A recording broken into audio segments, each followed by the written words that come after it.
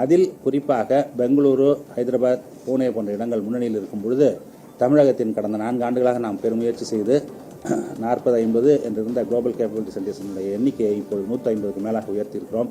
அப்பொழுது எதிர்காலம் நமக்கு இன்னும் என்னவான வாய்ப்புகளை வழங்குகிறது, நாம் அதற்கெல்லாம் என்ன செய்ய வேண்டும், இன்னும் மேலும் பல நிறுவனங்களை இங்கே எப்படி ஈர்ப்பது என்பது குறித்தும் அந்த ஆய்வை மேற்கொண்டு அந்த ஆய்வினுடைய அறிக்கையும் கொடுத்திருக்கிறோம்.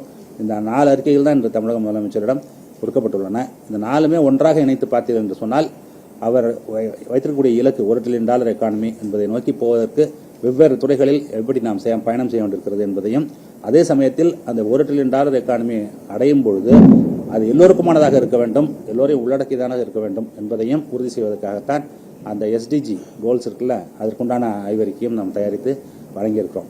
அதுதான் இன்றைக்கி நாங்கள் கொடுத்துருக்கக்கூடிய இந்த 4 அறிக்கைகள், அதனுடைய சாராம்சமும் அதுதான்.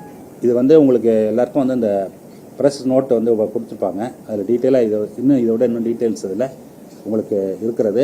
உங்களுக்கு அதிலிருந்து ஏதாவது சந்தேகம் இருக்கிறது என்று சொன்னால் நீங்கள் கேட்டிருந்தால் அதற்கு விடையளிக்க நான் தயாராக இருக்கிறேன். சார், இந்த வேளாண் துறை அறிக்கையை பொறுத்தவரைக்கும் 10 வருஷத்துக்கு முன்னாடி அந்த கிராமங்கள் 10 கிராமங்கள் செலக்ட் பண்ணும்போது என்ன பெனிஃபிட் ஸ்டார்ட் பண்ணீங்க? ஒரு 10 வருஷமா ஒரு பொருளாதாரம் மாறி இருக்கும். இன்னைக்கு அந்த கிராமங்கள் என்ன பெனிஃபிட்? ஏன் அதே கிராமத்தில் நீங்க இருக்க வேண்டிய அவசியம்? எப்பயுமே அதே கிராமத்துக்கு போனீங்கன்னா தான் அந்த என்ன நடந்திருக்குங்கிறது மாற்றங்களை கண்டுபிடிக்க முடியும் இல்லையா? வெவ்வேறு இடங்களுக்கு போனீங்கன்னாக்கா அதையும் கம்பேர் பண்ண முடியாது. அதனால தான் அதே கிராமங்களுக்கு போகிறோம். ஒன்று, அந்த முதல்ல அதை தேர்ந்தெடுக்கும் போது எப்படி தேர்ந்தெடுத்தோம் அப்படின்னு கேட்டிங்கனாக்கா, மாவட்டங்களே 2 விதமாக பிரிச்சுக்கிட்டோம். என்ன பிரிச்சுக்கிட்டோம் அப்படின்னு கேட்டிங்கனாக்கா, வேளாண் அல்லாத வாய்ப்புகள் எங்கே அதிகமாக இருக்கோ அது ஒரு மாவட்டம், ஒரு செட் ஆஃப் மாவட்டங்கள். வேளாண் வாய்ப்புகள் இல்லாத மிகவும் குறைவாக இருக்கக்கூடிய மாவட்டங்கள் எது அப்படின்னு சொல்லி அதை தனியாக பிரிச்சுக்கிட்டு, அது எங்கே தண்ணி இருக்குது எங்கே தண்ணி இல்லை அப்படிங்கிற மாதிரிலாம் வகைப்படுத்தி அது மாதிரி பண்ணோம். அது மாதிரி பண்ணும்பொழுது எப்படி வந்தது அப்படின்னு கேட்டிங்கனாக்கா, புதுக்கோட்டை, தஞ்சாவூர், விருதுநகர், திருநெல்வேலி இந்த மாவட்டங்கள்லாம் அதில் அதில் ஒவ்வொன்றுலையும் எது நிறைய வேலைவாய்ப்புகள் இருக்குது, எது நிறைய வேலைவாய்ப்புகள் குறைவாக இருக்குங்கிறதையும் பிரித்து அந்த அடிப்படையில் கிராமங்களை தேர்ந்தெடுத்து அந்த கிராமங்களில் போய் ஆய்வு பண்ணி எவ்வளோ பேர் வேளாண் துறையில் இருக்காங்க, எவ்வளோ பேர் வேளாண் அல்லாத துறையில் இருக்காங்க, அவருடைய வயது என்ன ஆண்கள் எவ்வளோ பேர் அது மாதிரி போயிருக்காங்க, பெண்கள் எவ்வளோ பேர் போயிருக்காங்க அப்படிங்கிறத பார்த்து இப்போ திரும்ப அதே கிராமங்கள் என்ன நடந்திருக்கு அப்படின்னு போய் பார்க்கும்பொழுது என்னன்னு கேட்டிங்கன்னா, இந்த மாதிரி வேளாண் அல்லாத வேலைவாய்ப்புகளுக்கு நோக்கி நகர்வது என்பது இன்னும் நடந்து கொண்டு தான் இருக்கிறது.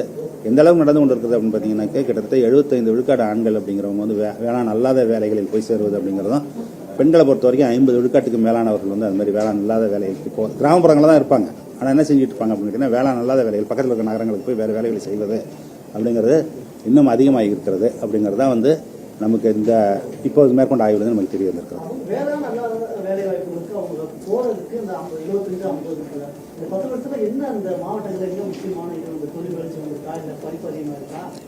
எல்லாம் நடந்திருக்கும். நமக்கு அது என்னன்னு கேட்டீங்கன்னா தனித்தனியாக போய் பார்க்கணும். அதுக்கு நம்ம இப்போ என்ன பண்ணியிருக்கோம் அப்படின்னு கேட்டிங்கன்னா, என்ன செஞ்சிட்டு இருக்கீங்க இப்போ அப்படின்னு கேட்கும்பொழுது இதுதான் வருது. என்ன அதில் நமக்கு என்னென்ன தெரியுது அப்படின்னு கேட்டிங்கன்னாக்கா, ஒன்று, வேளாண் துறையை பற்றி உங்களுக்கு நல்லா தெரியும். அதில் 365 நாள் வேலை என்பது சாத்தியம் இல்லாத ஒன்று. அது அந்த இடைவெளியை விட்டு நிரப்பது தான் 100 நாள் வேலை திட்டம் அப்படிங்கிறது கொண்டு வரப்பட்டது. ஆனாலும் என்னன்னு கேட்டிங்கன்னாக்கா, அந்த துறையில் இருக்கக்கூடிய திறன் அது என்னென்னா அவ்வளோ சம்பளத்தை அவளால் கொடுக்க முடியவில்லை.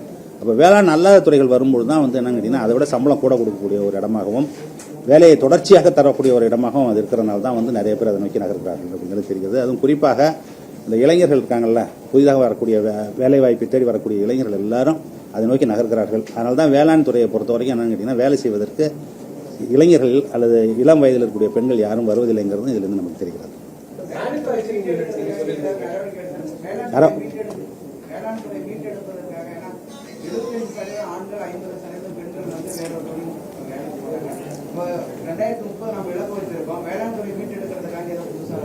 அதனால தான் இப்போ இந்த வேளாண் துறை இந்த தடவை மானிய கோரிக்கையில் பார்த்தீங்கன்னாக்கா நிறைய போன வருஷமும் இந்த வருஷமும் என்ன செஞ்சுருக்காங்க அப்படின்னு கேட்டிங்கனாக்கா, இந்த இயந்திரங்கள் இருக்குல்ல, மெக்கனைசேஷனுக்கு பெரிய அளவில் அதுக்கு தான் நிறைய என்ன பண்ணியிருக்காங்க கேட்டிங்கன்னா, அங்கங்கே ஹையரிங் சென்டர்ஸ் உருவாக்கி அதுக்குண்டான செயலி கூட நேற்று அறிமுகப்படுத்தியிருக்காங்க. எப்படி அப்படின்னு கேட்டிங்கனாக்கா, நீங்கள் ஒரு ஆப் வழியாகவே என்ன செய்யலாம்னு கேட்டிங்கனாக்கா, உங்களுக்கு வேணுங்கிற இயந்திரங்களை நீங்கள் வாடகைக்கு எடுத்துக்கொள்வதற்கான ஏற்பாடுகள் செய்யப்பட்டுள்ளன. அது இன்னும் பெரிய அளவில் செய்ய வேண்டிய அவசியம் இருக்கிறது தான் இந்த அறிக்கை நமக்கு காட்டுகிறது.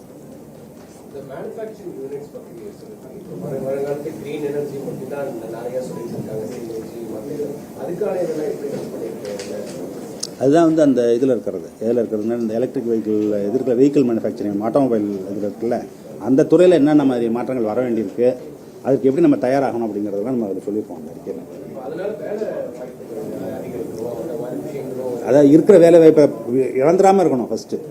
ஏன்னா தொழில்நுட்பம் மாறும்போது என்ன ஆகும்னு கேட்டிங்கனாக்கா, ஏற்கனவே செஞ்சுட்டு இருக்க இந்த துறையெல்லாம் எடுத்து பார்த்தீங்க அப்படின்னு சொன்னீங்கன்னாக்கா, உற்பத்தி நிறுவனம் பெரிய நிறுவனம் ஒன்று இருக்கும். ஆனால் அதை சுற்றி அவர்களுக்கு சப்ளை பண்ணுவதற்கு கிட்டத்தட்ட 500-600 துணை நிறுவனங்கள் இருக்கும். இது